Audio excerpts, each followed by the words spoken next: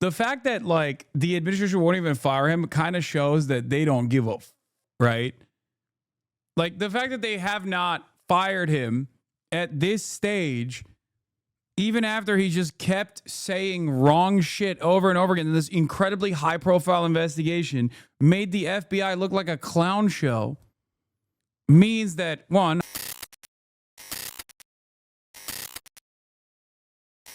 we're going to get to the FBI situation after the Charlie Kirk vigil and his remembrance that took place that Trump, of course, didn't attend because he was too busy golfing. Not by resorting to violence. More details are emerging about Kirk's suspected killer, 22-year-old Tyler Robinson. Video obtained by TMZ appears to show him the morning of the shooting, walking to Utah Valley University, dressed in lighter clothes than those police say the shooter wore that day. Utah's governor says Robinson is refusing to cooperate with investigators. He has not confessed to authorities. He is not cooperating. But all the people around him are cooperating. Sources say Robinson surrendered after his father recognized him in these surveillance images and urged him to come forward. Utah's governor says Robinson's family told investigators that he was deeply indoctrinated with leftist ideology. Authorities say when they recovered the shooter's shell casings, they contained messages. One read, "Hey fascists, catch." Another referenced an Italian anti-fascist folk song. And another unfired casing contained the message, "If you read this, you are gay. LMAO. Investigators also confirming they've now interviewed Robinson's roommate, with whom they say he was romantically involved. His roommate was indeed a boyfriend who is transitioning from male to female. That's information that the FBI had mentioned yesterday. We can confirm that as well, and that he is cooperating with authorities as well. Officials say Robinson had no military experience, but was proficient with a firearm. Multiple social media posts by his family show him posing with guns. About 175 yards from the podium to the shooting location. 175 yards. And would you have to be a pretty proficient marksman to be able to conditions? Given the environment, that type of shot is not easy. President Trump continues to blame only the left for political violence, not referencing the Democrats targeted in recent months. Trump last night saying his administration is now investigating left-leaning groups. The problem is on the left. It's not on the right, like some people like to say on the right. The problem we have is on the left. But other Republicans are striking a different tone. You need to take the word radical and remove right or left. And radical coming from any direction is not good. And Kirk's funeral is set for next Sunday at the Arizona Cardinals Stadium outside Phoenix, which can hold more than 70,000 people. President Trump says he will attend and award Kirk the Medal of Freedom.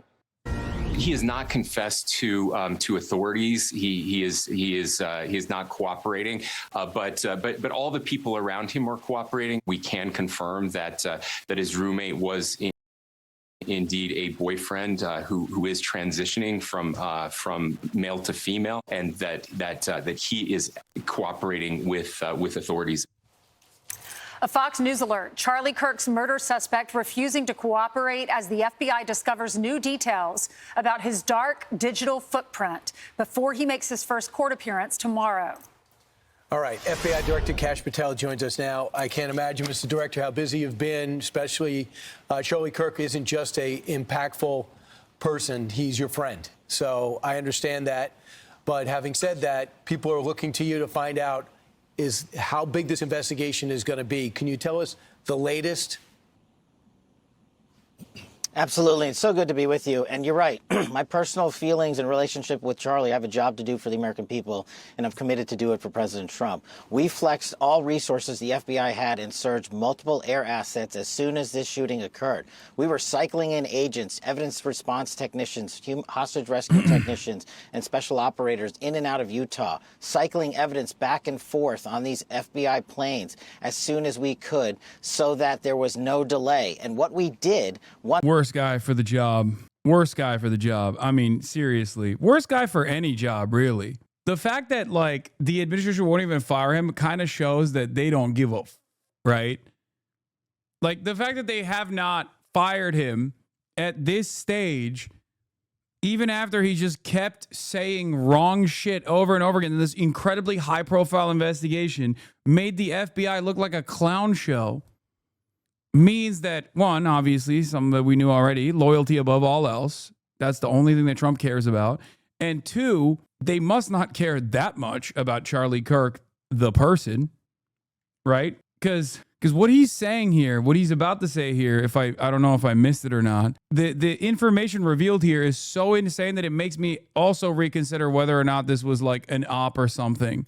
Once I got there, along with the deputy on the ground, around 5 p.m. local on September 11th, was walk the entire crime scene, including the foots the suspect himself took. And what we learned was there was evidence, DNA evidence that could be collected and had been collected, including a screwdriver that was found on the rooftop. Also, we went over to the scene in the wooded area where the firearm was discarded, and the firearm had a towel wrapped around it. It's important. I'll get back to that later. I even walked into the wooded area in the ravine, so I knew from my investigative experience what I could bring to the table and what decisions I needed to make. And having the support of President Trump and the full support of the White House was what we needed for these resources to happen. And I can report today that the DNA hits from the towel that was wrapped around the firearm and the DNA on the screwdriver are positively processed for the suspect in custody.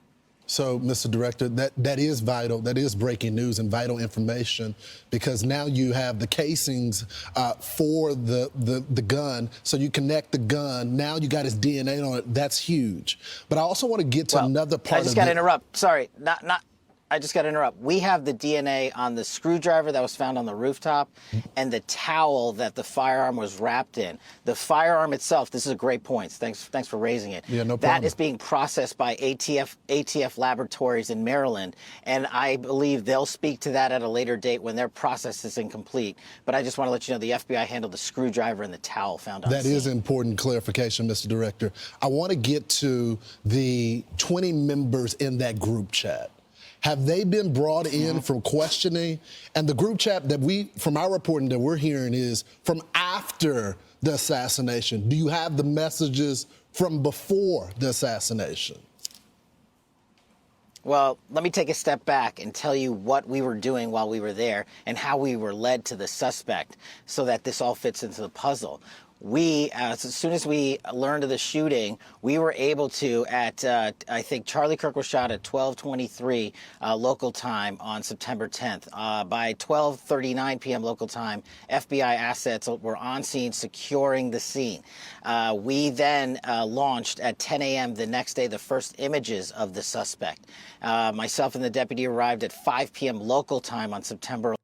I can't believe Kash Patel, one of the top cops in the FBI, is trying to involve himself in this investigation because he has podcaster brain, not realizing that this level of involvement and actively trying to federalize this crime, by the way, is inevitably going to taint the prosecution.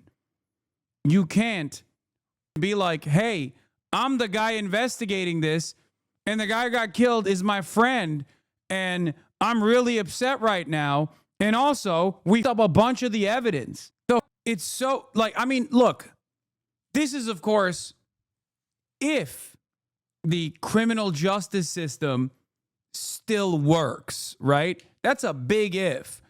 But under normal circumstances, you can't just, under normal circumstances, you can't do that. You can't just be like, hey, I love this guy. I'm super biased about the victim. I'm super biased. I'm super distraught. And also, there's a litany of different complications here with the way that we handled the evidence. And honestly, it is what it is. That's just, okay, so I guess you just strike all of the evidence that the FBI has compiled then. All the evidence that you touched is over, right? I feel like that's how it would work under normal circumstances, but I don't know. 11th. And then what we did was decided to have a press conference at 8 p.m. local where we issued for the first time FBI obtained video footage that we seized from the security camera surveillance system and new images, enhanced images. I decided to release immediately to the public because we were working with the public and the media to find this killer. Shortly after that 8 p.m. release, at 10 p.m. local time, the suspect was in custody. You're right, and Fox is aware of it. Fox News reports that the White House have no confidence in Kash Patel. The question is whether, in Trump's mind, Patel's obedience will ultimately outweigh his total lack of qualifications for the job. Dude, he's going to get up. He is get up. What he's doing on this televised interview is already get up. Even if you're personally biased, you're not supposed to say that. You're not supposed to publicly admit to that. And I think part of the reason why they want to like make this a federal trial is so that they have more control over it. You know what I mean? It feels like they have they want to they have more control over a federal trial than they do over like a local one, right? A state trial, which it is as it stands currently. This is a state trial. Okay, this is a crime that took place inside of Utah State. There is not really any. I don't think there's anything that they can do to like turn this into a federal criminal trial. But I don't know. I'm not, I'm sure there's people who understand the law a lot better than me, but like there is no federal case here. Like what's the jurisdiction, right? Because the dude is homegrown. He's from Utah. He didn't even like travel with a weapon he did not travel with a weapon from like another state or anything like that. I don't know how they could make a case here. Maybe like terrorism. Stop talking about things you don't know then. What? I mean, there are certain things I do know, and there's certain things I'm speculating on. Would you rather me not tell you that I'm speculating on certain things? Yeah. It's not like I haven't seen anything that would make this like a federal crime so far, but who knows? Who knows? Yeah, this is the yeah. The federal government cannot charge Charlie Kirk's murderer due to a legal loophole, according to Daily Mail, unless the murder took place on federal property, involved a federal official, or is classified as a hate crime based on race, religion, or other protected category, none of which apply to Kirk's killing. The case is handled by local prosecutors. The major loophole, more commonly known as this is not a federal crime. That's not a loophole, man. What the... Because the father informed us, pursuant to an interview of him, that he looked at the video that we released that evening and the enhanced photos and identified the suspect. That's how fast the FBI was working to put out information in real time. And for comparative sake, the Boston bombing, the FBI didn't release images for 3 days. We know we didn't have 3 days. I made an executive decision on an investigative and operational need, and it turned out to be the right move because the men and women of the FBI said that's what we should be doing. Yeah, we knew when that video was released. Yeah, this is him trying to desperately be like, see, I made a good decision here. Aren't I responsible for the way that we have conducted ourselves? We said it here on Fox and Friends. Someone's going to recognize this person because someone was friends with him, his family. Someone knows this guy. Those images were crystal clear. Mm-hmm. Tell us what you know about his background, his childhood, his father who had to turn him in. And I'm sorry, I didn't mean to ignore the last question. Going back to the group chats real quick, there's more than 20 individuals. But this is a great point. I want to lay out how this works in these group chats and immediately find out who's in them. We, the FBI, are the investigatory body supporting multiple prosecutions and ongoing investigations. And that's another point. Our investigation at the FBI is ongoing. And there are scores of people in this Discord chat room. But we have to effectuate legal process. We have to go out there with search warrants so that if prosecutors want to later use this evidence, it's not tainted by being illegally obtained. We, the FBI, are running the investigation pointedly on the Discord chat group. There are scores of individuals that are going to be spoken to. There are also lots of family members and friends that have already been spoken to. And one more point on forensics. We were able to obtain in record time the text message chain between the suspect and his live-in partner, as well as other critical cellular information from our CAS team that analyzes cell phone data towers in the area to pinpoint the locations of the suspect and other individuals he was speaking with. This is critical information that the FBI processed and got to prosecutors so they can lawfully use it in a court of law. And our investigation, our interviews continue, but we've learned some shocking things when we spoke to his family and friends as well. You want to share them, those shocking things? Sure. And my job as FBI director is not to speak to motive, is to speak to the facts. And that's what I'm going to do. His family. Yeah. So you know he's not going to do that. He is going to speak to the motive. Has collectively told investigators that he subscribed to left-wing ideology, and even more so in these last couple of years.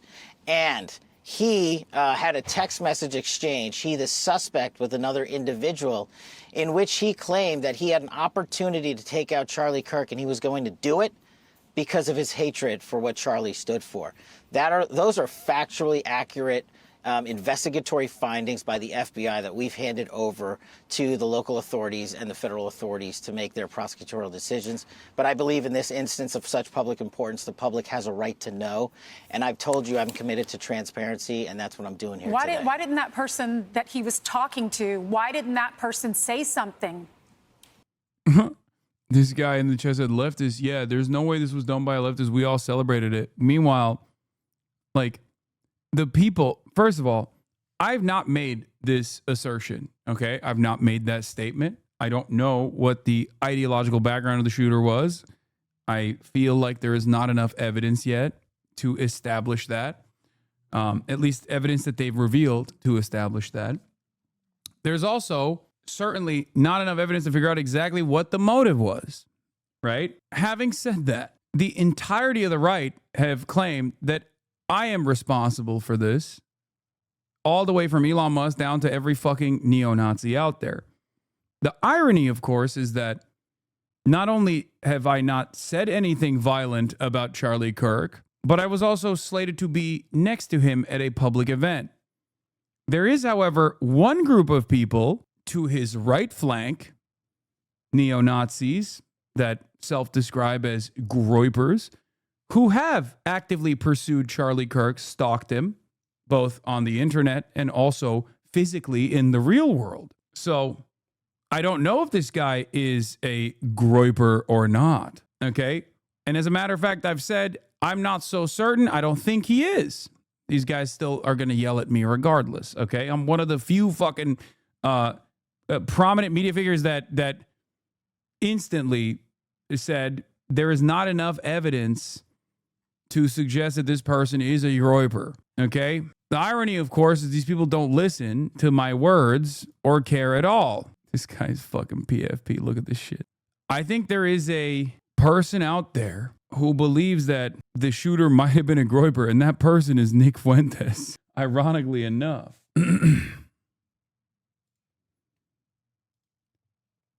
Now, of course, if we took active initiatives to go after political radicalization in this country for acts of violence, then there would be no neo-Nazi formations in this country, considering how much they are responsible for violence all the fucking time, including the school shooting that took place in Colorado that seemingly no one gives a shit about, where a white supremacist neo-Nazi shooter, just like the church shooting that took place at the Catholic Church in Minneapolis a couple weeks prior, was radicalized by esoteric, nihilistic, neo-Nazi groups on Telegram. But, you know, that obviously doesn't make people feel good, make right-wingers feel good. So we just don't really pay attention to that stuff. You know, our investigation is ongoing. That's a great question, and we don't have an answer on that just yet. But, Mr. Director, you're right. Your job is not to speak to ideology, but you do have the BAU, the Behavior Analysis Unit, that are there. And my sources, people that are within the Bureau and outside that used to be FBI, tell me that the BAU has been encouraged not to tackle the transgender issue from an ideology standpoint. Have you heard that? Are you tackling that? I know you've only been there recently, but you can't have a political slant saying we're not going to attack different political ideologies because it's going to offend someone.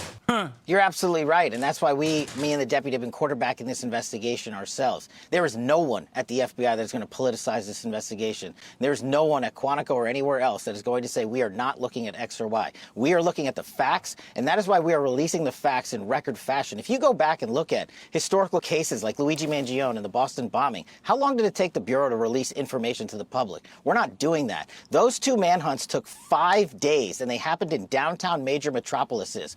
We apprehended our suspect in 33 hours because we were transparent and open with the American public, and we're going to continue to do that. So anyone that thinks that the FBI is not on top of its game and that me and the deputy and everybody in leadership in our Salt Lake City field office in Quantico is doing anything politically, I'm not having it. And if you've heard anything else about it, they are lying to you. We're on it. Yeah. When he says we're not doing anything politically, he means like, don't worry, we are operating as political operatives in the direction that you want us to, which is why we keep drip feeding narratives about how much trans extremism played a role in this without sufficient evidence, for the record. That's why it's so important that you came on, and we're thrilled you are. A couple other things. I have 2 quick questions. One, is it true what the governor said yesterday, that he had a written note that you're looking into now prior to the assassination? Did he have a note?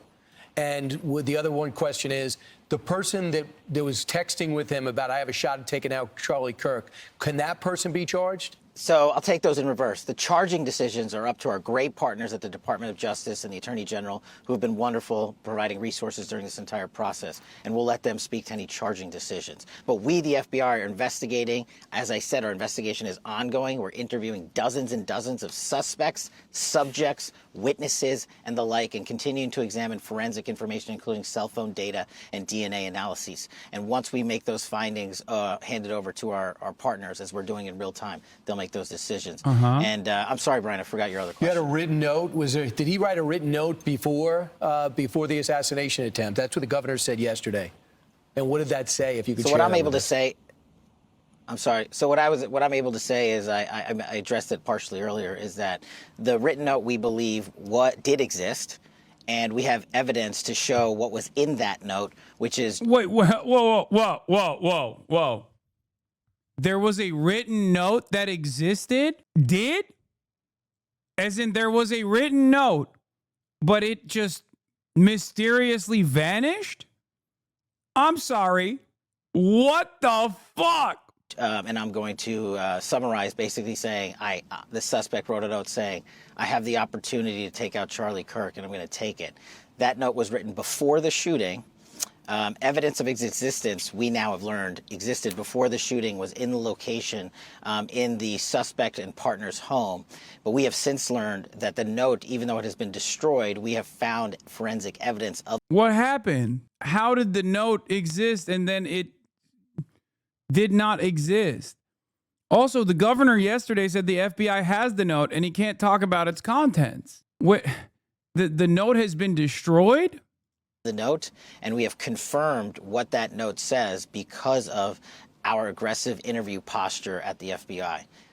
So, Mr. Director, I'm curious, and there has been some criticism, so I appreciate. That's cool. That's weird. That's a weird thing. That's cool. Okay. The suspect wrote a note saying, I have the opportunity to take out Charlie Kirk and I'm going to take it. Even when they say this, by the way, there's no,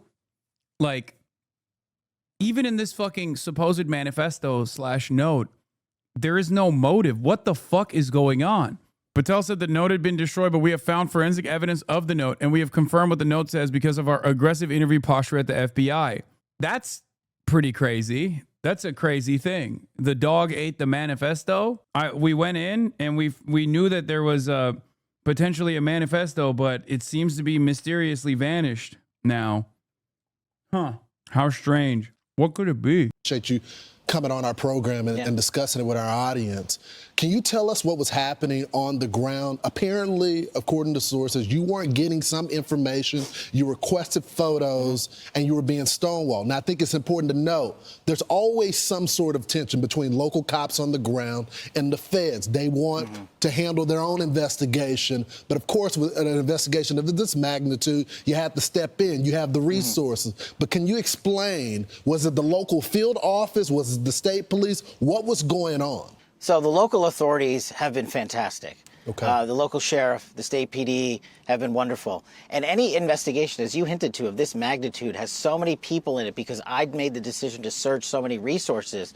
And to get the information up to me was of the utmost priority. So I worked with my team to say, hey, there's not going to be any delays. We're not going to do it the way we normally do things. So the only thing that people were doing at the FBI was how they knew how to do things. I had to expedite that process. That's my job. That's what I thought this case deserved. And that's what this case was rightly calling for. So I made the tough calls. But I wasn't critical of anyone in particular. I just said, we got to move faster. And that was my call to make. And if there's any criticism there, you can put it right here. Who wasn't giving you information, Director? Who wasn't giving you the photos when you requested them quickly and it didn't make it to you? Who denied that order? It's not a denial of the order. Just to clarify, I'm glad we're talking about this. The photos were produced. They just weren't produced in a timely fashion that I felt was appropriate for an investigation of this magnitude. So I came in and I accelerated that process. So in the 24 hours after, when we were still looking for the guy, I know you posted that we got him. That ended up not being true. You took some incoming because of that. What led to you posting that? Why did you feel so certain about it? And what do you have to say about the criticism? No, I appreciate this opportunity. Look, I was being transparent with working with the public on our findings as I had them. I stated in that message that we had a subject and that we were going to interview him, and we did, and he was released. The job of the FBI is not just to manhunt the actual suspect who did the killing or suspects, but it's also to eliminate targets and eliminate subjects who are not involved in the process, and that's what we were doing. Could I have worded it a little better in the heat of the moment? Sure. But do I regret putting it out? Absolutely not. I was telling the world what the FBI was doing as we were doing, and I'm continuing to do that, and I challenge anyone out there to find a director that has been more transparent and more willing to work the media on high-profile cases, or any case the FBI is handling, than we have been under my just follow, do you think that guy was part of the plot to distract you while this guy got away? Do you think there's any connection between two of those people that stood up and acted crazy at that moment? Well, as it's now been publicly reported, these people, some of these people were taking claims for this horrific act of violence, and they had nothing to do with it. Others were working what we call a daisy chain analyses, and this is where the cell phone data dumps are so important. We're seeing who talked to who, not just in chat groups. We're seeing who texted who was around who. We're using our geofencing capabilities to map out exactly where individuals were, and then we're also getting into their personal cell phone information to say, were you calling so-and-so? Were you texting so-and-so? And we know the suspect was communicating with folks, but as I've said, that cell phone tower information, you got to get it the right way, with search warrants, with lawful authority, so that our prosecutors can use it in court for whatever investigations they decide to prosecute. Cash, he's not saying a word. He's not admitting it. Is he remorseful? And what happens to him? Does he get the death penalty? Well, I'll let the state authorities speak to their prosecution, which is ongoing. As I think your summary is correct, based on my information that I have, he has not been cooperating in terms of interrogations with our law enforcement officials. And Mr. Director, we always appreciate it because every time there's silence, that's when the conspiracy theories pop up. Yeah. So we appreciate you coming out with us today and just telling people what you know. Appreciate it. Mr. Director. Thank you so much. I'm Steve Ducey. I'm Brian Kilmeade. And Charlie. Pastor Howard John Wesley speaks on Charlie Kirk. Must see. So what the fuck's going on with this note, man? That's weird. My guess, the manifesto was a Word document or a digital text document or a message that was deleted, but they recovered it from the storage drive or subpoenaed the messaging service provider like Discord for its records. Deleting local files doesn't always clear the associated drive space. Just marks it for deletion until the space is needed at a later point. It's possible to reconstruct deleted data in this way with forensics. No, I understand, but I find it strange that like the note itself also did not have any fucking, it was just like a one note. It was a one statement note. It was like, I'm going to do it. Plus they said it was written. I don't know. I feel like they would say it's typed if they're talking about a note such as this. Yeah, if it sounds like they found an etching of a note and they got a second person to confirm it. There's definitely a lot of weird things about this investigation. If you have a partially used notepad, you can reconstruct what was written on notes from the impressions on the bottom notes. They do it on the Big Lebowski. I just find it strange. Justin, Patriot Front marching through Huntington Beach, California, California chanting, fight back, say his name, Charlie Kirk.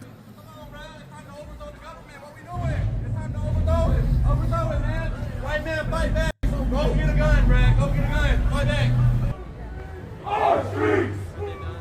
Our streets. Our streets. Our land.